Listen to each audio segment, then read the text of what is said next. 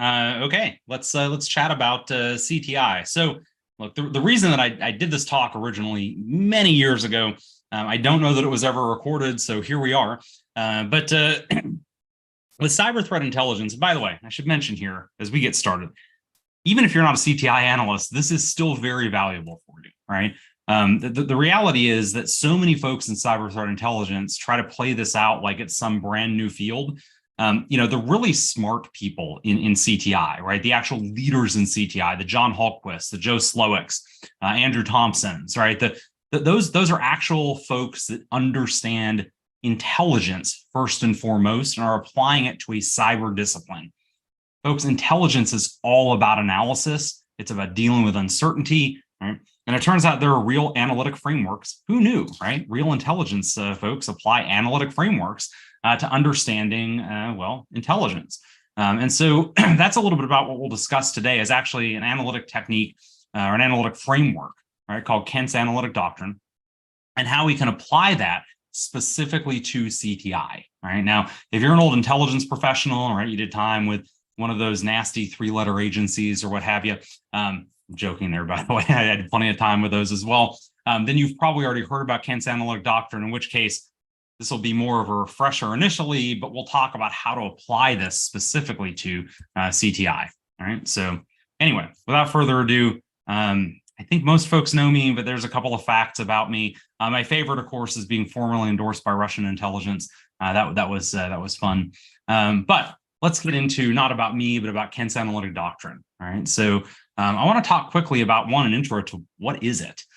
Second, I want to talk about why models matter so much, particularly as we get into soft skill types of disciplines.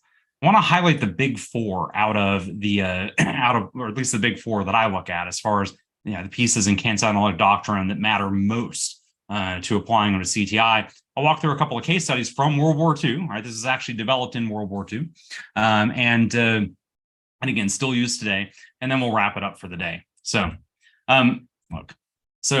highlight here, right? This is something I just have a big pet peeve with this. In fact, we were talking about this pre-show. Just because it's old doesn't mean it's bad, doesn't mean it's useless. We so often in cybersecurity are not only reinventing the wheel, in many cases we are rediscovering, right? Some folks are like, look, I just discovered this. It's like, no, we're rediscovering so much stuff. So just because it's old doesn't necessarily mean it's bad. Kent's Analytic Doctrine, this is really a model that's going to help us perform more rigorous and structured analysis. This has been taught to intelligence analysts for decades. It's probably one of the primary exports from U.S. intelligence to other countries' intelligence agencies. As we moved into the realm of cyber, folks kind of jumped up and they're like, well, cyber is different. There's computers involved and I guess, okay, sure, right? But there are a lot of lessons in traditional intelligence analysis that we can apply to how we analyze data in cyber threat intelligence, incident response, right? Maybe even some other disciplines of cyber as well. So again, I highlight here, cyber may be a new discipline, but it's not dramatically different from traditional analysis. Right? If you go talk to an intelligence analyst, they will tell you that probably the biggest thing they deal with, the hardest thing that they deal with is lack of information, or in some cases, they're flooded with irrelevant information, or in other cases, they'll tell you, man, I'm being flooded with information and I don't know how to pull the needle out of the haystack, right? I would argue that in many cases, right, it's not a needle in a haystack so much as a needle in a stack of needles. Right? How do I find the interesting one? How do I find the relevant one? All of these things that were generic to intelligence analysts sound a lot like cyber investigations. Right? It sounds a lot like incident response and SOC. Right? I'm flooded with information. How do I pull the needle out of the needle stack? I'm not confident in my information. Right? I don't know that the source is trustworthy, right? It's ambiguous. I have lack of appropriate data, right? I don't have the right collection in some cases, right? And so, these problems, right, we could interchangeably switch out, generic three-letter agency intelligence analysts, right, for SOC analyst, incident responder, CTI analyst, et cetera, right? So I want to talk quickly about the 9 steps in basically your 9 steps. I don't want to call them phases necessarily, but tenets. Let's call them tenets of Kant's analytic doctrine. I'm not going to read all these off the screen for you because we're going to cover each of them individually. But if you look here, honestly, I've had folks come up to me afterwards, after I've done a presentation on this and be like, Jake, this is all common sense. And I'm like, yep, you've documented this common sense in your wiki for how you do analysis, your wiki or Confluence or whatever for how you do analysis, right? And they're like, oh, I'm like, now if I go talk to your analysts, they'll all be doing these things and not just doing them subconsciously, but actively thinking about them, because that's how you apply a model. And they're like, oh, well, okay. So to the extent that these are just common sense, I will tell you that the vast majority of organizations that I consult with are not using these tenets in their, using these tenets in their analytic processes, right?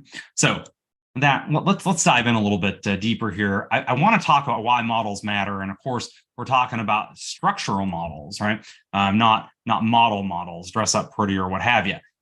Why do I apply models anywhere I can when it comes to cybersecurity? First off, it's all about repeatability. I want to know, given an analyst and given identical data, will they reach the same conclusion today as they did a month ago, right?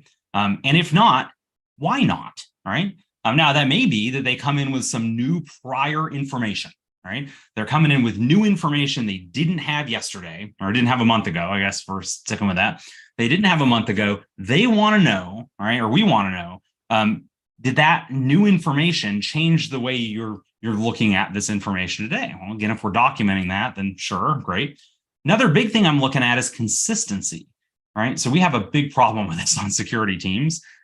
Big problem with this on security teams. And the question here is, well, multiple analysts given the same data, are they going to reach the same conclusions? Because the quality of your investigation and the results of your investigation should absolutely not depend, right, on whether Brian or Jake gets a particular investigative case, right? That's a bad plan, right? And can be disastrous for organizations. So models are going to help us standardize at least how we approach analysis, right? Now, they may not, obviously standardize the conclusions, but the goal is, right, not necessarily that we're, if you think about like shots and grouping, right, we're clustering closer to the center as opposed to being all over the board. Models help us get closer there. By the way, what leader doesn't like metrics, right? And what individual contributor hates putting metrics together? I mean, it's like, I hate putting metrics together, and at the same time, I know I need them. So one of the ways that you can generate metrics around soft skill activity, like, I don't know, analysis, right, is how well are you adhering to a particular model? How many of your analyses, right? How many of your analyses came with, a matrix that have a documented matrix, right, that show that you actually applied the model to the, ultimately to the problem at hand.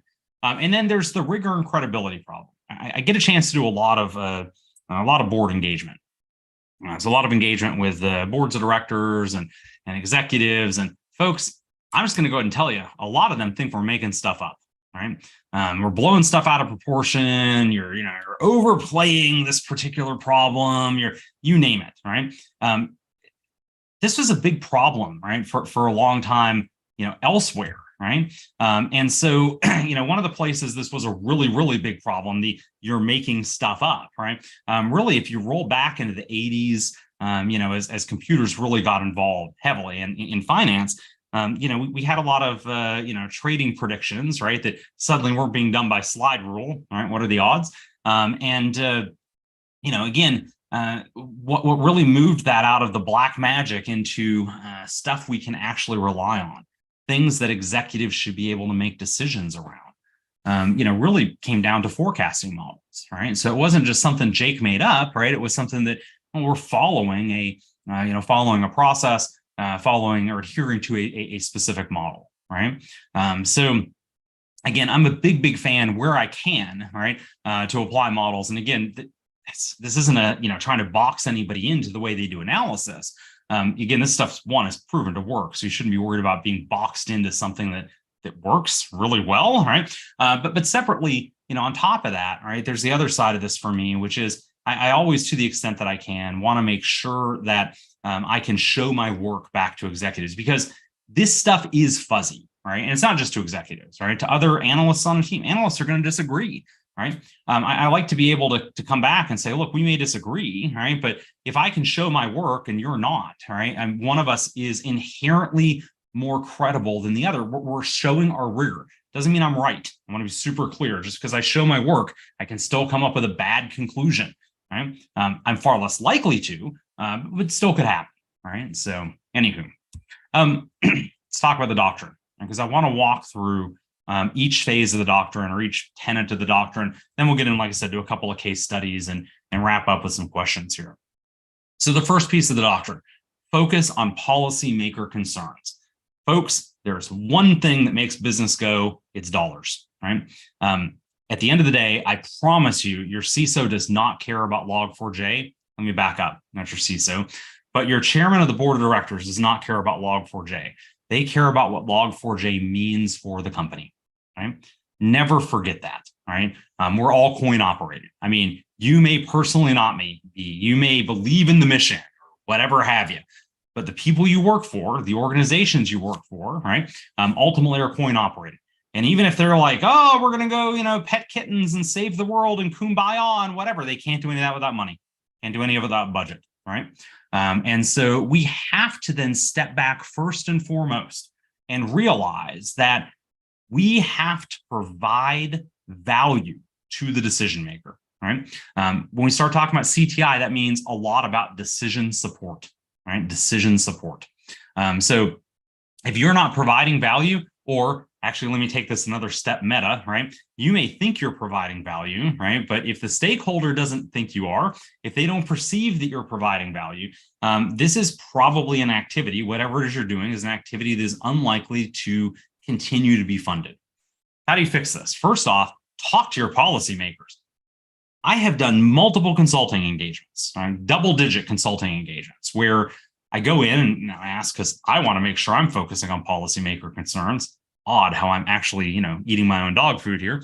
I'm talking to my stakeholders and I'm like, hey, what do your stakeholders care about, right? So the folks that I'm working directly with, I'm asking them like, hey, what do your stakeholders explicitly care about? And they're like, well, we're pretty sure. I'm like, hold on, time out. You're pretty sure, or we've talked to them. Which of these is it? An amazing number of these folks, amazing percentage of these folks are not talking to their policymakers, right? Fix this, right? Fix this, right? A big piece of this, by the way, in CTI, right? Although in a lot of security is reporting, right? And so I like to go back and ask explicitly, how can I make this report, this product, right? This email, this, you name it, more valuable to you, right? How can I enable you to do more with this, right? And then separately, you got to get out of the security bubble. This is another thing that drives me mad, particularly as we get into healthcare. There's lots of other areas of this too, but healthcare, like I consistently find folks that have never gone and done in cybersecurity, who have never gone and done the floor tour, right? They've never been in the patient care area. I mean, everybody's like, I find this happens in healthcare, by the way, more often than in a lot of other organizations, a lot of other verticals, because everybody has experienced a hospital, right? Or feels like they have. Well, folks, there's a world of difference, right? Between that happening, or between you experiencing or having the hospital experience as a patient, as a family member, or whatever, than shadowing workers and seeing through their lens and understanding what they do, right? And when you do this, right, and again, strip healthcare out of this, right? I just highlight that as one of the one of the points or the places I see some of the biggest challenges here. Go work with folks at the business unit level, right? Find out what they do. And by doing that, you're going to be able to create better, more tailored security recommendations for them, right? Again, because like I can tell you, like we're working with a healthcare firm some years ago, healthcare conglomerate some years ago. Everybody's like, multi-factor for everything. And I'm like, sorry, man, for the the tablet that's down there in the, in the ER, right? In the, one of the trauma suites. And they're like, absolutely. I'm like, just out of curiosity, have you ever tried to open up your phone with gloves on and get their like facial recognition? And I'm like, cool. So that's going to get them their MFA token that they are then going to try to type with their gloves on with blood and cerebrospinal fluid. By the way, cerebrospinal fluid is like super sticky, right?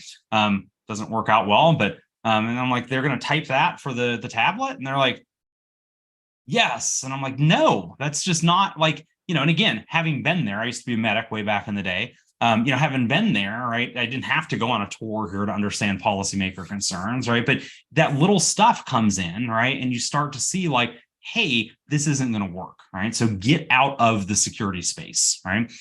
Go talk to your stakeholders to the extent you can. It's never been a negative thing for me. Never been a negative thing for me to go work with the business. I've never come out of a business tour and not come up with new ways to approach security with that business unit, right? Personal policy agenda, folks, we all have them. Right? We all have them. We all have bias. You got to leave your agenda out of your reporting. Right now, I avoid the word bias, one, because Kent doesn't talk about it here, although we will talk about it later. There's a bit of bias that you can drive in with your policy agenda here. You got to leave it out of your reporting. Right? At best, it's seen as unprofessional. At worst, manipulative. Right? So a big piece of this is knowing where you personally have a hard time leaving your personal policy agenda behind. I have no love lost for Russia. I want to be super clear about that. Russian intelligence outed me by name some years ago as being well, whatever. Anyway, so I have a hard time writing about them and leaving my policy agenda, I guess, out of there. Right. Again, my feelings on Russia are not contributing for a stakeholder to a given report. So my plan for this typically is to get an unbiased reader, right, to assess whether I've included any agenda points in my reporting. And I tell them what my agenda is. I want to be super clear about this. This isn't one of these like, where's Waldo, right? Where they're looking to a report, reading a report and saying like, well, that might be a personal agenda. That might be a nope. I just tell them outright, like this is the stuff that I'm worried about. I mean, by all means, look for other stuff too, right? But again, am I showing a super anti-Russia bias? Which, by the way, I mean, post-Ukraine is actually cool. So rock on. But let's talk about intellectual rigor, right? This is another big one. Folks, if you don't like dealing with missing information, cyber threat intelligence is the wrong field for you. Incident response is the wrong field for you, right? You will always have to fill in missing information. Obviously, this is going to create a consistency gap because what ends up happening is different analysts, right, are going to fill in, given their past experiences, they're going to fill in missing information differently. This is why organizations, right, are often, or some folks in organizations will turn around and be like, ooh, yikes, man, you guys are just making stuff up, right? Now, if you're not hearing that directly, trust me, right? Folks are questioning the validity in many cases of your data behind your backs, right? Well, that's huge. That's really huge. It becomes a show your work. How do you fix this, right? Well, one, use models like this one, right? Secondarily, right, communicate that you're doing it. Don't just do it in silence, right? You absolutely want to highlight, right, that your work is based on these foundational models. And then a big piece here, and I don't know what it is about the cybersecurity community, but man, like so frequently people are like, and then out of thin air, this appeared, right? When in fact, like you're adding like the 0.1%, right, to the overall picture here, right? Give credit to those whose work you're building on. I mean, first off, right? I'm going to go ahead and just throw this out here that I recognize, that this is what I'm doing. It's social engineering. When you give credit to others, right? You're bringing them into the fold, and you're doing an appeal to authority, right? Appeal to authority. By the way, too, arguing with me when I'm in the room, that's pretty easy. Arguing with the person not in the room, really, really difficult. right? And so when somebody turns to me and like, well, Jake, and so then I've just contributed a little bit or built a little bit on top of, I'm like, well, Jake, I don't disagree. I disagree with that assessment. It's like, well, I might too, but given this prior information, right, that led me to believe that, or led me to conclude, well, I'm starting with the prior information, right, and separating, by the way, the prior information and the analysis that I put on top of it with the conclusion that we've reached. And so now I'm forcing the person who's disagreeing with me to actually to engage in a little intellectual rigor of their own by telling me, what do you disagree with? Is it the prior, or is it my assessment, right? Or additional analysis and assessment on top of it? Is it prior facts, my analysis and assessment, and then maybe my conclusion, right? Like, help me target, not just you're wrong, right? Heck with that, right? So credit where credit's due is huge, but it also benefits you, right? This isn't purely an altruistic thing. I mean, I'd love to say it is, it should be, right? But it doesn't have to be. There's reasons beyond altruism or reasons beyond doing the right thing, right? For ultimately giving credit. So let's talk about analytic biases, right? So analytic biases. The vast majority of reports I read, vast majority, they are full of analytic bias, Most CTI analysts have not been formally trained in analytic biases. The unfortunate part is most of your executives have been. The GMAT, which is one of those wonderful tests that they take prior to getting their MBA or going into a big formal MBA program, has a section on analysis and argumentation, right? So for them to get where they're at, they have absolutely been formally trained on analytic biases. You are probably using some of these, not to mention logical fallacies. That's a whole separate set of issues.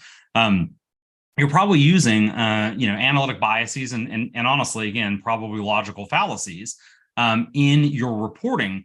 And your executives, even to the extent that they may not understand the substance of your reports, in many cases understand that you are engaging in fallacious thinking, right?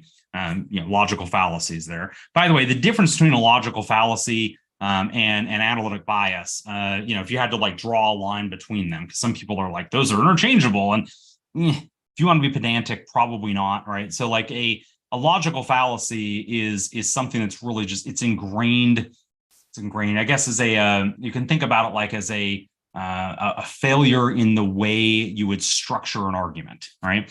So you can look at the structure of the argument and say, hey, that argument itself is fallacious, right? So analytic biases, typically are ways in which we might structure or inappropriately, structure data and ultimately come to conclusions here. At the end of the day, I don't need to make that distinction. It's not one that I have to like harp on heavily here. The bottom line is you got to have peer review, right? So peer review is what's going to help you prior to releasing a report. Peer review is what's going to help you to not push out reports that have lots of bias or logical fallacies in them, right? By the way, too, I want to throw this out here. You are, if you think for a minute, like, hey, I'm going to train myself in these and I'll detect them in my own writing, that's a fool's errand, right? It's just a fool's errand. Some of these logical fallacies, are so tightly built into us. They've been observed in primates and even other lower, like with experimental data, even lower intelligent mammal type things, right? So like, you're not going to like fight your way out of these. You probably aren't even seeing them when you're using them yourselves. You train the folks around you so that they can call you out appropriately. I mean, hopefully very calmly, very kindly, but so that they can ultimately call you out, and that makes everybody better. Right? Number 5, this is huge, right? Willingness to consider others' judgments, outside judgments, right? So again, this is another highlight here where there are always people on your team, right, with experience that are going to lead them to different conclusions. Sometimes those are better, right? That's just a reality. One of the smartest people, honest to goodness, right? One of the smartest folks that I've ever met, John Strand, hands down. Gosh, I'm trying to place the time here, maybe 2005, 6, something, can't remember. 8. I don't know. Actually, here I'm talking like the date matters, right? We're sitting in a bar together and chatting about. He had just gotten off a class with like 100 some odd people in the room, like crazy numbers, right? I'm like, man, that's got to be terrifying when you're up there for days, right? Teaching folks. I'm like, but I bet it's not a big deal for you, right? Because like obviously you're there for a reason. You're like the smartest guy in the room. And he's like, Jake, whether it's 10 people or 100 people, right? He's like, and I'm paraphrasing here, but he's like, that group of people collectively knows more than you do, right? He's like collectively, and he's like, and even outside of that, he's like individually, every one of them has experiences that you don't have. He's like, so don't ever, right, think like I'm definitely the smartest person in the room. I've taken that with me a lot, right? And I've thought about that a lot. Yeah, it's huge. How do you fix this problem? This whole like, well, I came to a conclusion. I want to anchor to that conclusion, right? So, by the way, that's the anchoring bias, right? I want to hold to that conclusion. First off, you don't pay lip service to the word consider. You actively bring in other folks with the idea, right, that they are going to provide other judgments, right?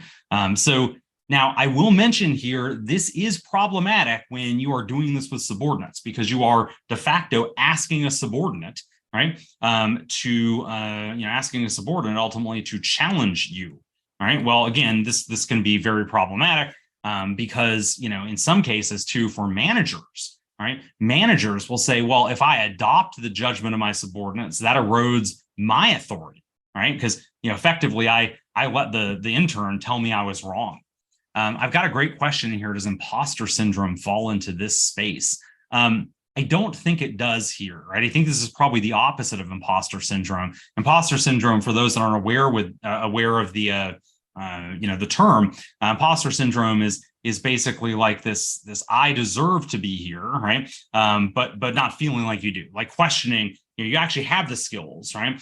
This is maybe the opposite of that. This is somebody has plenty of skills, but they are unwilling to see that others may bring something else to the table. So regarding peer, I got another question here. Says, regarding peer review, we've seen bias, as you mentioned, eroding the credibility of our peer review in the real world. Suggestions on how to mitigate this issue. Yeah, train your folks, right, on specific analytic biases, right, and logical fallacies, right? And so train your folks around those so that they can identify them in others' writing, and hopefully, right, work to remove those. So if you do have the whole smartest person in the room problem, then one of the ways that you can help, right, to objectively compare different judgments is another process called ACH, or analysis of competing hypotheses. Right. So this is a really good way to get some objective numbers around the, so objectively, here are two different assessments, right? Two different conclusions following these assessments. Which one is objectively more likely to be correct? And ACH is a way to get there. I want to be super clear, right? You never get to 100%. Well, this is definitely the right answer. But again, it's another analytic tool, right, that you can use ultimately to show better rigor in your analysis. Another big one here, man, systematic use of outside experts. All right, you may have seen in my bio slide, I'm a member of the Institute for Applied Network Security's faculty, and there's 100 some odd of us on faculty because none of us are an expert in everything. So, I regularly reach out to my faculty peers on topics where I am not an expert. Some of these I know just enough to be dangerous, right? The reality here is I see a lot of cyber threat intelligence analysts. I see a lot of other analysts as well, where they are they don't want to bring in help for fear that somehow that's going to erode their credibility, right? Okay, well, that's first off, that's ridiculous, right? Now, typically, by the way, I'll throw out here, that's more likely to be junior members of your staff, right? So watch out for this far more in junior members of your staff, where they're really trying to plant that flag and show their value, and right, and also haven't built up in many cases the networks of experts, right, that they can reach out to, either internal or external for that matter. Fixing this, if you're a manager, First and foremost, if you're a manager, focus on team wins. Focus on the team by all means, and then mention, right, the individual or individuals that contributed to it. But when the win belongs to the team, there's less of an issue. There's less of an inclination for folks to feel like they need to take credit, lest it somehow erode their credibility. You want to facilitate easy access to outside experts. Man, I cannot tell you what a big deal this is. Again, if it takes 6 months, right, to get somebody on the line, through procurement so that you can ask them about a question, that you're experiencing today, yikes, right? Now, 6 months obviously is a straw man, right? But which, by the way, as it turns out, right, you could call that one of our logical fallacies there. But anyway, so the straw man fallacy there, but if it's not 6 months, right, whatever it is, right, I need to be able to jump on a call with somebody yesterday, right, so I can solve a problem. That's not the way a lot of our organizations are structured. Fix this, right? There are consultant networks. I mentioned IONS is definitely one of them. You can sign an agreement with a boutique consultancy that has a deep bench, right? Something like Black Hills, whatever that is, right? But that gets you around the whole we can't talk to anybody outside the organization about this. You get them NDA'd, man. That's all that's done ahead of time so that when the proverbial balloon goes up, you can be ready to pick up the phone and make that call or send that email for that matter. You individually, though, what can you do, right? First and foremost, network, right? No offense to any of the speakers at Wild West Hacking Fest. I'll be there in, the week after next myself. But I'll be there, like I said, in 2 weeks or week after next. I probably will watch at max 4 or 5 talks. The rest of the time is networking, right? It's networking. It's building that, basically, I don't call it the Rolodex necessarily, but meeting people, right? And understanding who I can go back and talk to later, like what are your areas of expertise? What are you working on, right? Network. Of everybody you talk to, maybe 1 in 10, 1 in 20, whatever, right? Are the kind of folks that you want to pick up the phone and have a conversation with down the road, maybe, or you're going to be able to help. But again, just huge network, right? Okay. Collective responsibility for judgments, right? A CTI team may disagree behind closed doors. All right. So when we're working out an assessment, we may disagree, but when the report gets issued, the whole team stands behind it, period. That's it. Right. If a consensus isn't reached, this is much like our court process, right? Like our, court, like our Supreme Court, for instance, or in some cases, our courts of appeals en banc, where you have the whole panel there. Ultimately, you have dissenting parties document their alternate opinion. Rock on. But at the end of the day, the judgment still goes out, right? There's a collective responsibility for that judgment. You do not, and I mean do not, participate in sharpshooting once that report has been released, period, right? Again, you're part of that team. The team released the report. You may not have agreed with every conclusion, right? By the way, I find when folks sharpshoot, the vast majority of the time, they're sharpshooting at the edges, right? Which are things that honestly most of our stakeholders didn't care about anyway, all right? They were looking at the core, the cluster there. This is one of the few places that I'd mentioned, right? The disciplinary action might be might be worth it here. Is somebody trying to erode our stakeholders' confidence in our team, right? I think that's a pretty big deal, right? So effective communication of judgments, man. I have been using this graphic for years and I love it, right? I didn't draw it originally, but I love it because I see it so commonly in cybersecurity. We work in a deeply technical field that even a lot of our own IT folks, right? We go in and we're like, well, let me walk you through how this whole pass the hash thing works. I mean, and that's like on the low level, relatively, simple stuff, right?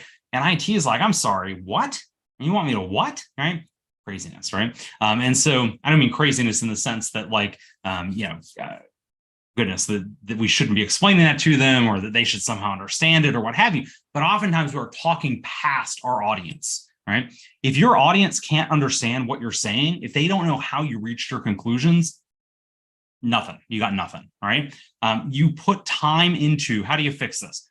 put time into your executive summary, and then also think about your one-sliders, right? So the one-slide synopsis of the situation, right? Ultimately for your board.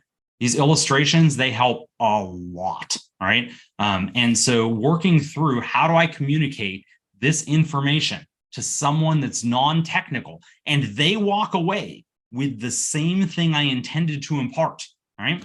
A lot of this, by the way, forgive the term here, it's going to be dumbing it down.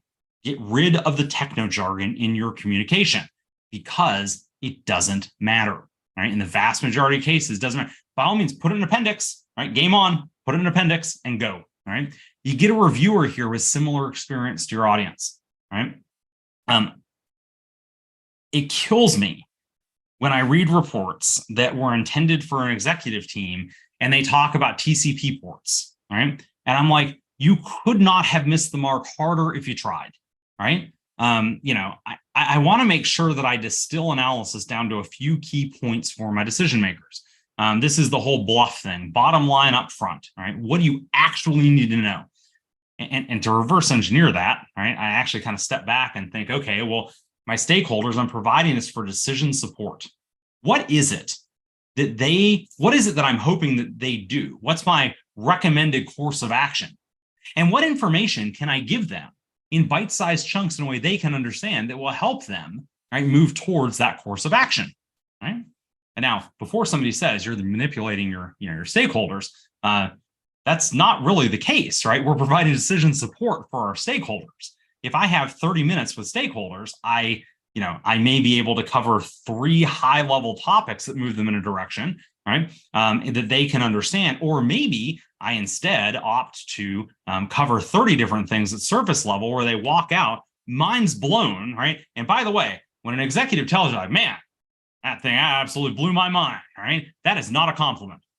That is not a compliment, right? What they mean typically is they've got stuff rattling around in here and they are going to have to hire somebody to translate it for them, or they didn't get it, they're not going to act on it, done, right? So pressure test this stuff with non-technical folks to make sure that they are hearing the same things that you are communicating. And then you're going to make mistakes. Well, mistakes, right? Mistakes are going to happen, but CTI analysts, we have these all the time. And if you are uncomfortable with making mistakes, do not get into cyber threat intelligence, because more information is going to become available over time, right? There's almost never a situation that I can think of where information is removed, but often information is invalidated and new information, ultimately is being delivered, right? So as you learn about missing information, you are going to change your judgments. I hope you do, at least, right? And so this is the spot where, to keep our credibility with stakeholders, we have to then turn around and admit to our stakeholders, right, that, hey, like, this assessment was as good as it could be at the time we gave it to you, but it's changed, right? So this is a spot where you have to foster a culture where issuing corrected reports, right? Supplemental reports, whatever, is not a big deal, right? Trust me, your stakeholders want to get the updated information. I see a question in the chat saying, like, instead of saying their mind is blown, why not ask questions? Is it a pride thing? No, it's a time thing. Is my personal question, or is my personal assessment here. I haven't spoken to a lot of executives. I'll just go ahead and tell you it's a time thing. So, the assumption here being that when an executive's like, oh man, mind's blown, that was, why not ask questions? Look, they have no reason to believe that the next 30 minutes with you is going to be any more, you already didn't put it at their level. And they have no indication, no reason to believe that the next 30 minutes or N minutes with you, is going to be any more productive than the previous were. And so their job then is to maximize their time, which is just to level set, right? More valuable than yours, right? Or mine, for that matter. And so they have to be very, very stingy with their time. And the presumption is that, ideally you would have come into this with the right information to present to them.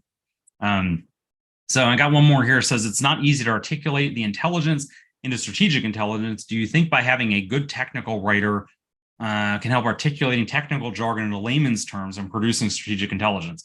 Sure. Yeah, I think probably. So first off, having a good technical writer is valuable for lots and lots and lots of reasons. All right. So let's just agree here. The majority of folks in cybersecurity today are very bad at writing reports. They're better at tech than they are at writing. Technical writers, that's their job. They're better at writing. So that's probably, specialization for the win, I guess, there. I don't think it takes a technical writer. And I'll also throw out there, for what it's worth, that, a lot of the technical writers that I work with are much more involved in formatting, right, than they are in necessarily like creating analogies and putting technical jargon specifically in layman's terms. Some of them are really good at that. Not all of them are. So I say that in the sense of, one, don't try and shift that piece of responsibility. I'd say, you put the stuff in the layman's terms and you let them then write and format those reports. Don't count on them doing that, right? So I see a couple of other questions here. I got to rock and roll, or we're not going to get through the content, right? Okay. If I only had one hand to count on, what are my big four, right? They're these, right? So if you take nothing else away today, right? 9 is a lot of stuff, right? But focus on policymaker concerns. Avoid your analytic biases, use outside experts, and admit when you've made a mistake. And by the way, mistake here is a wide term, right? Mistake meaning we delivered an assessment that we no longer believe to be materially accurate, right? That assessment has changed for any number of reasons, right? By all means, document those reasons. That's part of the analytic rigor, right? But those are the big four. Drive these home with your teams. Okay. Want to walk through a couple of case studies here, because I said World War II, right? That's where this was built. Kent was drafted into the war effort, I guess, and worked with the OSS, and then later went back to be a professor and then got pulled back into the CIA. OSS is the predecessor to the CIA. And yeah, I love this story. So Bletchley Park, back in the day, they mistakenly recruited this gentleman, Jeffrey Tandy, and they thought he was a cryptogrammist, right? That's a code breaker, by the way. He was a cryptogamist. Those are almost the same, but not quite. It turns out that, that's a botanist who studies plants without seeds. So they get into Bletchley Park, where they are doing like super, super sensitive eyes only. This is where they broke the enigma, right? And so, eyes only cryptography. And he's like, what am I doing here? Like, he keeps going on the tour, learning about stuff. And he's like, finally one day is like raising a hand, like, hey guys, so like, I'm sure also they recognize him quickly, he sucks at the job. And anyway, because he's not a cryptogrammist, right? But it turns out having him there was critical, because Bletchley recovered, well, more accurately, the Royal Navy, recovered a waterlogged code book, right, from a U-boat. And the code breakers thought it was a total loss. They're like, well, what, all the pages? Have you seen a book underwater, right? He's like, well, hold on a second, right? Like, I know how to dry out organic material. I'm a cryptogamist. And they're like, a code breaker? He's like, no, for goodness sakes, I'm a cryptogamist, right? So this success all starts with a mistake, right? Tandy was in the right place at the right time. Now, this is because, of course, they can't just like call in an expert to Bletchley Park, right? Look, too often in CTI, we're faced with unfamiliar technology and cultures that are foreign to us. I'm going to confess to you that I'm working a huge gig right now that 2 months ago, right, when I started the gig, when they called me up, I'm like, yeah, I'm familiar with that, right? But like, I'm not 100% familiar with that. Like, I'm an expert level in this piece of technology. The first thing I did? Flipped through my Rolodex, right? Picked up the phone and called the guy who I believe, at least, to be one of the world's foremost experts in that technology. And said, hey, how much for a couple hours of your time, right? That's it, right? And by the way, like, that gave me a bunch of confidence, helped clear up a bunch of other, a bunch of other misconceptions I had, which would be causing me right now, as we sit today, months later, to still be making bad judgments about a specific piece of technology, right? Okay, so, and I've done that again and again and again throughout my career, by the way, right? Again, we are not experts in everything. Find the folks that you can pick up the phone and call. So obviously, this involves building diversity on your teams, right? Now, look, diversity, I know, is such a hot button topic right now, and you should want diversity for lots and lots of reasons, but there's an operational one too, right? Because backgrounds and experience, that's the lens that these folks are going to view, right? That they are going to view particular problems through. And that's it, right? And so bringing in a bunch of folks that all came from the same agency and maybe in the same team and the same whatever, okay, cool, they've already got a working relationship, but man, I mean, if I really want diversity of opinion, if I want to have lots of folks thinking outside of the box, right? I want to have lots of folks thinking outside of lots of different boxes, right? Because this is a shotgun approach, right? We are more likely to arrive at the best answer, as it were. Okay? Admission of mistakes, candid admission of mistakes, right? So when the U.S. entered the war in 1942, the British Navy absolutely understood the importance of using convoys to protect ships. Remember, for those who aren't World War II history buffs, we were late to the war, and I mean really late to the war. So they had good data even, right? This wasn't even like a guess. They're like, hey, we protect convoys. It does actually kind of make sense, right? We have destroyer escorts with convoys. They are less likely to get shot up by U-boats. Huh, who knew, right? So our fleet admiral, Ernest King, he thought the British Navy was, and this is a direct quote from him to the president, obsolete and incompetent, and said, you know what? We are absolutely not going to follow their advice, right? Now, some people say, well, we didn't have a lot of escort ships in the Atlantic fleet anyway. True story, right? But we could have certainly ramped up production, et cetera, et cetera, et cetera. Unsurprisingly, right, history did not look kindly upon King. He reversed course, admitted the shortcoming, and then used escort ships to protect the convoys. He could have doubled down on this, right? He did this before anybody was like, bro, right? Like our convoy ships are being sunk left and right. Like, you got to protect them, right? Again, convoy ships with and without escorts were being sunk left and right. That's why it was so critical that we broke the Enigma, right? We didn't have big data processing, right? Obviously, again, it stands to reason, right, that putting a convoy ship out there, or protection ship, escort, is going to help. But, again, like, how much do you trust that data? Is there bias in the data? Some of it anecdotal, et cetera, right? So a lack of available escort ships here, lack of confidence in the Royal Navy influenced King's decision to ignore the advice of his peers. We see this all the time, though, right? Again, we see folks that are, have some personal bias against the source. Yeah, like I've seen this repeatedly, unfortunately, in cyber threat intel, where somebody will look at a report that was published by a company. One of my favorites, Kaspersky, right? By the way, did I mention I dislike Russia, right? There are folks in the CTI community like, oh, it's Kaspersky, right? F those guys. And you're like, hold on a second, right? Like, okay, cool, right? And also great reporting, right? Or we should at least be consuming the reporting, right? So look, there are also times when we know a particular course of action, but lack the resourcing to ultimately engage in that, ultimately that course of action. So, where that's the case, right? Then, you say, hey, we're making this decision, we know the right decision, we're making a different decision based on lack of resources, right?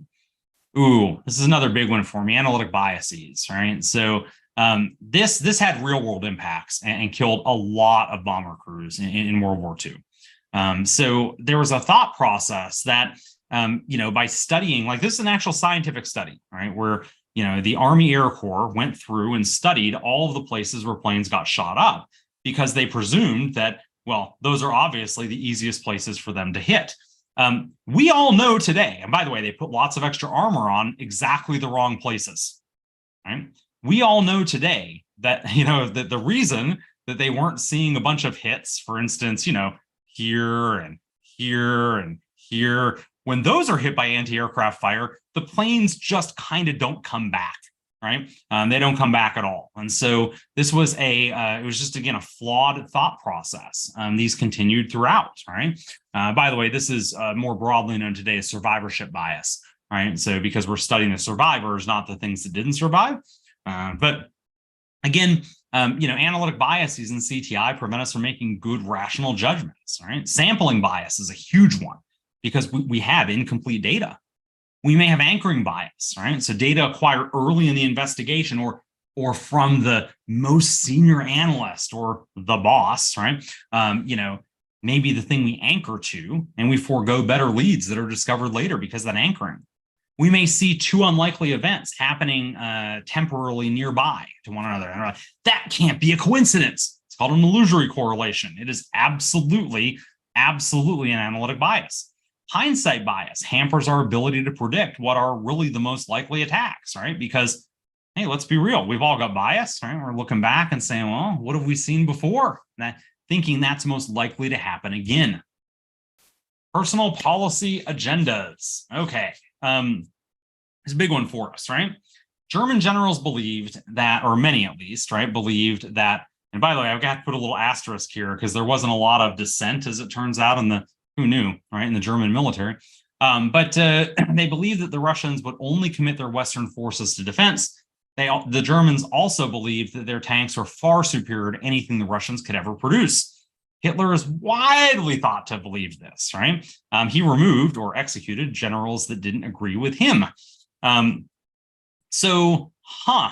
Okay. Was this accurate? It turns out no, right? No, this wasn't 100% accurate, and it impacted Germany for the better. This is one of these that I want to pull out here. Note, definitely, right? This didn't follow Kant's analytic doctrine, and we're happy for it, right? But it is a great case study here, right? So how do we avoid that personal policy agenda in CTI, right? Look, the reality is that, incident response reports, they're typically or very often written to justify some adoption of some initiative, right? I had $1 for every time I read a report and like in the executive summary, and somebody's like, well, if we only had adopted vendor ... or this technology, the incident wouldn't have happened. Well, first off, shut that down, right? Because you don't know, right? You're playing a priori here. And so, no, that doesn't work, right? But, the reality here is that it's difficult to distinguish sometimes between legitimately good reporting and a personal policy agenda. The way to fix this, though, is to get that unbiased observer to ultimately come and help review your reports. And finally, I want to close with a fifth case study here is effective communication. Germany invaded France in 1940. German tank commanders, they knew their radios, right, were one of their most important assets. The German commanders were actually doing radio drills in some cases to the exclusion of gunnery drills, which is today like madness, right? But remember, this is the first time we've had radios at a vehicle and field level. Most of the French infantry units didn't have radios at all, right? So whole units. Forget the fact that their tanks don't have them, right? Now, the Germans, individual tank level in many cases, have radios that they're using to communicate and coordinate with one another. Whole entire French units are sending runners with what I'm sure you can imagine are predictable results. But we all know how that played out, right? It wasn't just a superior fighting force, right? One of the reasons that they were superior in fighting is that they were better at maneuver, right? And they're better at maneuver because they were better at communication. So look, just like we see this hampering the French, right, in World War II, bad communication, ineffective communication hurts us in CTI and in cybersecurity. I'll tell you, for CTI, I look at three things, right? Either I'm getting the comms too late, there's not context, appropriate context for me to understand why I'm getting this information and what should I do with it, or I'm getting information that's sent to me that honestly is a time waste, should be sent to somebody else, all right? So too late, no context, wrong information, right? So you can fix the first two with process, but that last one, that's feedback. People rarely are trying to waste your time, right? They are ultimately trying, in most cases, to help you. And so you got to enable them to help you here, right? Feedback loops. So I want to wrap this up here. And I appreciate, first off, before I wrap up, I'll mention here, I appreciate Anti-Siphon for having me on today. But reality here, right? Don't try and reinvent the wheel with analysis for cyber threat intel or literally anything else in cybersecurity. CTI analysts, again, we should be making the same use of and using Kant's analytic doctrine the same way our traditional intel analysts have for decades, right? If you can't adopt all 9 steps, all 9 tenets initially, rock on. Pick just 4, right? Or 1, right? Start somewhere, right? A lot of the questions that I've seen in chat have been about, as it turns out, analytic biases. So that's actually a really good place to start, right? Candid admission of mistakes is another big one there. Nothing kills credibility like not admitting a mistake. But anyway, with that, I'm going to welcome Jason back on here, I guess, and we'll do our little wrap-up thing. Or Ian, sorry. Well, it's all of us, really. All of us. There we go. All of us. All of us. Yeah. Hi, everyone's back. Yeah, no, Jake, this has been great, and there's a lot of discussion you're going to want to go back and look at in the Discord, because everyone was kind of sharing a lot of their pieces. So, and I want to we'll just kind of go through some of these questions for as long as you have time, if you can. So I don't know if this is Taishi or Taish Kyles. So CTI is a fluid endeavor. You went through a lot of models. Do you agree with that? I think it's a fluid endeavor, sure. But so in as much as it's a fluid endeavor, it's not without some structure. And I reject analysts who tell me that they can't apply structure to it, right? So typically when I hear folks say it's fluid, it's basically saying, well, we don't want to put the work into, or we don't want to constrain ourselves, right? Or feel like they're constraining themselves to some model. I hear the same thing, by the way, about RACI. You're familiar with RACI, Ian? I am, but for the audience, why don't you tell them what the acronym is? Yeah, sure. That's actually a good point there, right? So the RACI acronym, basically you're breaking down where different individuals or different work roles would be involved in a particular action or endeavor. RACI is responsible, accountable, consulted, and informed, right? But I find folks that don't want to do RACI, they're kind of in the same spot. They're like, well, we don't do RACI here or whatever. And it's like, okay, but like, why, right? It's shown to work well. It's shown to help folks understand, are they responsible? Are they informed for a particular thing? And so I find a lot of times it's folks folks are rejecting a particular framework because they want to be much more instructured and to be honest, fly by the seat of their pants. So next question here from Navraz Sharif. When presenting the info in a way higher ups can understand, how do we prevent confirmation bias? Yikes. Confirmation bias. So depends on whose confirmation bias we're talking about, right? First off, you should have already worked with your team internally to hopefully remove confirmation bias, at least among the team, right? The information you're presenting is not the result of confirmation bias. As far as for higher ups, I do get the pressure to conform to what they ultimately what they believe to be ground truth, right? I think a big piece of that is having the confidence to speak truth to power, right? That's a big piece. And then if you're a leader, the other side of that is empowering your folks to do exactly that.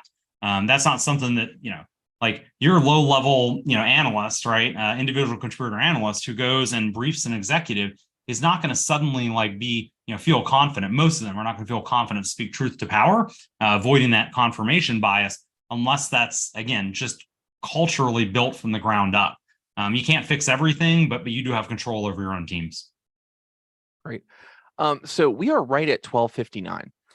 For those of you who have got that hour locked in and you say, I've got to get back to work, we are recording this. The link is already up on YouTube. You can go there now. But please, before I go any further, Jake, can you stick around for just a few more minutes? We only have a couple questions. Yeah, I'll stick around a couple minutes. Yeah. Awesome. So for those of you who want to stick around for some extra innings, please do. For those that can't, again, thank you for joining us. And please join us for tomorrow's webcast as well, our BHIS webcast. We also have our Snake Oil Summit coming up. Go to anti-siphontraining.com. If you want to speak, speaking slots are still open. That's going to be in December, but we're going to have a lot of really cool discussion about what is snake oil and what is not. And then also, of course, Wild West Hack and Fest. And if you haven't gotten a ticket or training yet, this is like your final call. Like, make sure you go to wildwesthackinfest.com to check that out. So for those of you who got to drop off, thank you for your time. Thank you for spending a little bit of us with Jake and all the folks here at Black Hills Information Security and Anti-Siphon Training for another Anti-Cast. Let's get back to the questions. Sure. So, Jake, Tim Herbin's got here a lot of frustration I get with younger analysts, and this is possibly or probably a whole week of speaking on a different topic, but misinformation, disinformation has skewed several reports reporting in recent years. So the question is this: are there any technique skill sets to help alleviate this cliff, or is this just something we got to deal with now? Ooh, yikes. That's tough. Yeah. I mean, I guess the easy answer is yes, you're going to have to deal with misinformation and disinformation, right? Because pretending they're not there is not a strategy. Pretending those don't exist is not a strategy.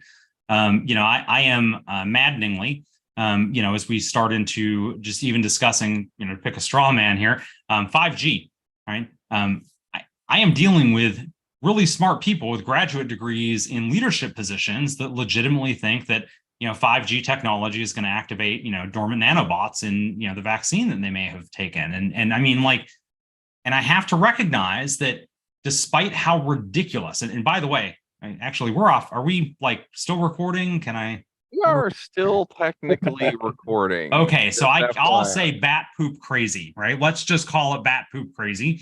I wasn't sure how, insanity. Yes. Oh, it's ridiculous, right? It doesn't matter how ridiculous it is. I have to address it, right? If I'm not addressing it, I'm not meeting my audience where they are, which means that I'm not really focusing on effective communication, right? Which is, seems like something we should focus on. In fact, it's number 8 in Kent's analytic doctrine. And so simultaneously too, I'll note, right, disinformation oftentimes shapes policymaker concerns. And that was number 1. That even made my big 4, right? Focusing on policymaker concerns. So I think the answer is, yeah, you have to address it. How you address it is you got to meet them where they are. You have to acknowledge, right, that, you have to acknowledge that it's a thing and then explain why what you're talking about is not that thing, right? I never thought in talking about, virtual network exchanges for 5G that I would have to put a disclaimer in there that, we're not talking about, any impacts to COVID or vaccines or any of that. We're merely talking about, or any actual on-the-air signals for that matter, for the virtual network exchanges. None of this actually breaches out into the air to stop people from being concerned about it. And yet it's 2023 and here we are. So I think the answer is meet them where they are, non-judgmental, right? Despite how much you might want to, right? Non-judgmental, meet them where they are, and again, show your work, show your sources, right? So anyway. Yeah, I don't have an answer for this one, but I do want to throw in one thing that I didn't hear you say. Please. I'm trying to figure out how to do this. Learning about the concept of the fire hose of falsehood is going to help you a lot in just understanding the dearth of information that's out there and how quickly a lie gets instantiated by volume. Definitely something to look at. So, which actually all of this kind of leads us into the next question from Nathan Williams. So, given that time is a premium with executives, going back to the time that was there, what are the best highlights for information to provide so that they can properly shape decisions before financial ramifications? Well, it says decisions besides financial ramifications, right? And I don't want them to shape decisions besides financial ramifications, right? I think that's a misnomer. And I think folks that try to push them away from, I deal with this a lot with folks in cybersecurity where they're like, well, we got to think about more than just finances. Again, folks, the money is what makes the world go round, right? And you may not like it and I may not like it and whatever, but those are the policymaker concerns. Now, you may step back and say, well, people's privacy matters more. Okay, well, rock on, right? So, okay, then put that data security. If privacy matters, right? The data we're collecting, 1, should be minimized and 2, should be secured, right? And so then focus on the regulatory impact of that, right? One of the things I often do, just as a straw man kind of answer this question, is, I talk about the fact that typically I'll grab a regulation and, recently some data security regulation recently adopted. I just talk to them about like, hey, do you think next year we're going to have more or less data security regulation? Universally, the answer is more, because of course it is, right? And so they're like, oh, okay, well, if we're having more, so the data we collect today, since we're in the middle of minimizing the data we collected years ago, right, for compliance with today's regulations, right, you do realize the data we're collecting today that we don't really have an operational purpose for is, and so again, I'm translating into dollars and cents, right? That minimization project that we just went through that cost us $100 million, we can basically avoid that cost down the road by not, now, of course, the business marketing is going to say, well, I have a reason maybe for that data. And but that's it. We got to work through that. So that's my 2 cents there, right? But don't try and take it out of the financials. Speak to them this is meet them where they are, right? If you are passionate about privacy or you're passionate about whatever that thing is, work the business case for that. By the way, sometimes when you do that, right, you realize why they're not moving, right? It doesn't make sense to spend $500,000 to basically mitigate against a $25,000 loss, right? And we may not like that, but that's the reality of the situation. So anyway. Yeah, on that point too, I struggled with the question. I was really curious to hear your answer, because if you have quantifiable numbers that you can give to executives, use them. I mean, full stop. Like, if you could be like, this is how much it will cost us not to do X, and you often run into that, like, regulatory fines. If we are not compliant, we will pay X. Yeah. If you don't have, I can't imagine not using them. I also want to say in the chat, for those that didn't see, I shared a blog from NPR called Code Switching.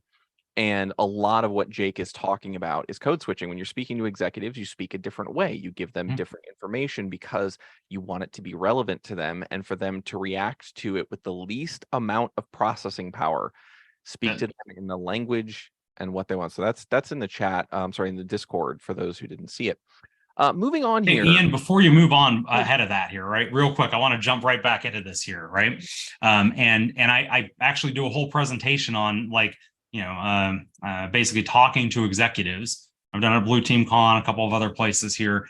And one of my number one weapons for this, you talk about code switching, I tell folks, if you want to, like, really turbocharge your InfoSec career, right? You're at that 1 or 2 years in the field, right? You're still an individual contributor, but you're looking to go make that team lead management play.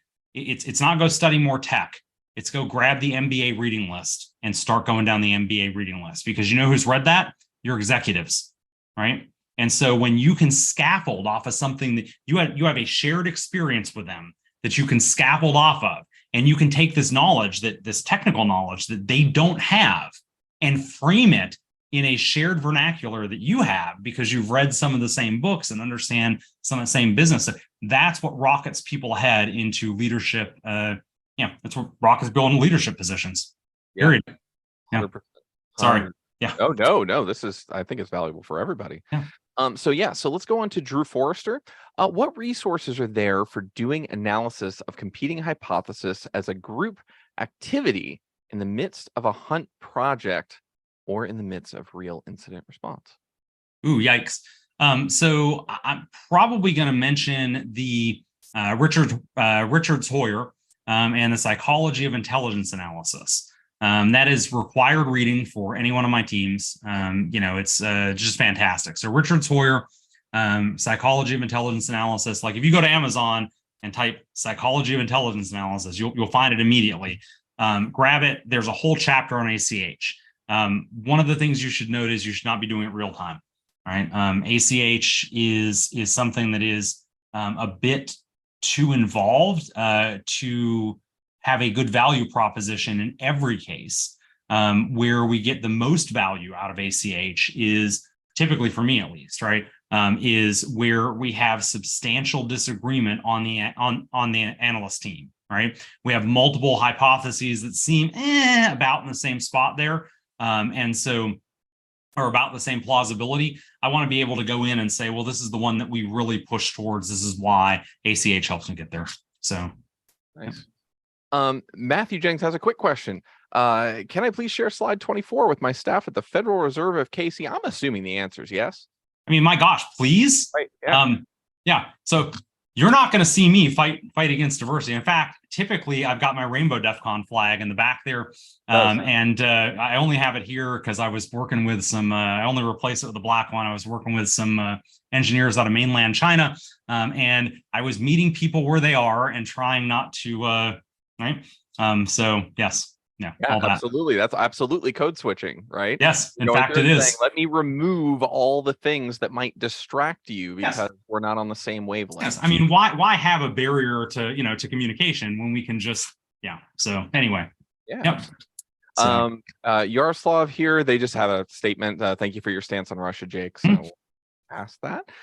Damien Calloway, perhaps a better way to phrase my question. So they were asking another question. Is there a recommended time commitment and study plan for learning analytic biases and logical fallacies? So I guess this is really, how long do you think it takes for an analyst to get to the point where they really are good at saying this is a bias showing up? Probably a lifetime endeavor, right? But if I had a your jumping off point. Very conveniently, there's a chapter in the Psychology of Intelligence Analysis from Richard Sawyer on analytic biases. And so I would start there. The whole book is like maybe 150 pages. I'm looking around. Do I have a copy of it within reach? I do not, but it's like a tiny book with like 150 pages. It's fantastic. You can't go wrong, right? So I see Mike in the chat saying he's got a link for it at CIA.gov. Yeah, fantastic. But yes, all that, definitely, right? So you can read it for free, even better.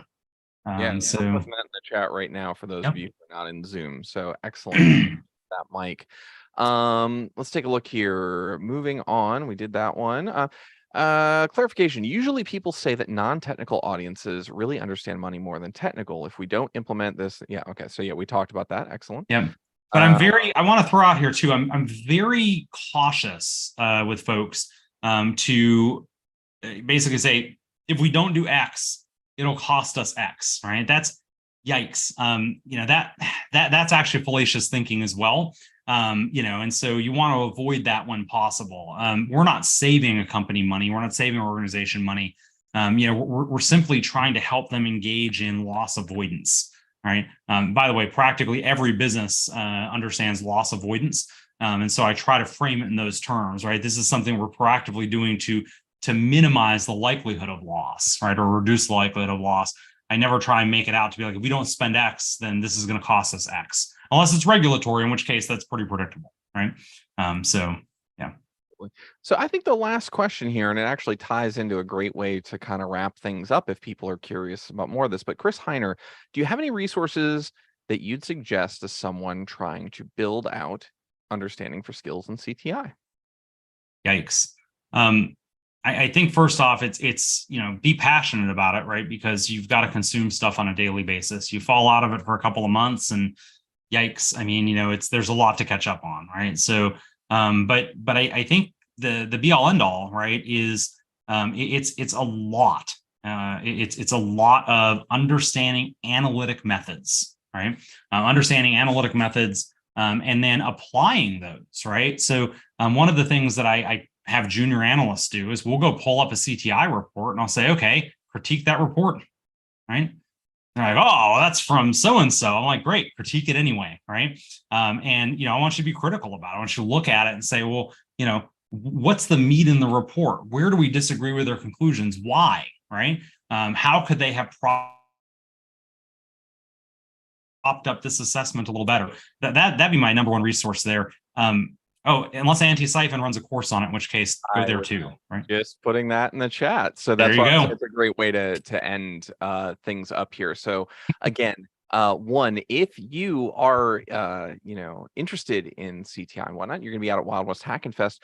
Wade Wells is running a class on getting started and running CTI. I put a link in the Discord, including the note. So we may be biased, but we think this is pretty good. So definitely check that out. The link is in the Discord, and I will also put it in the Zoom chat for everyone. And again, everyone, thank you for hanging out.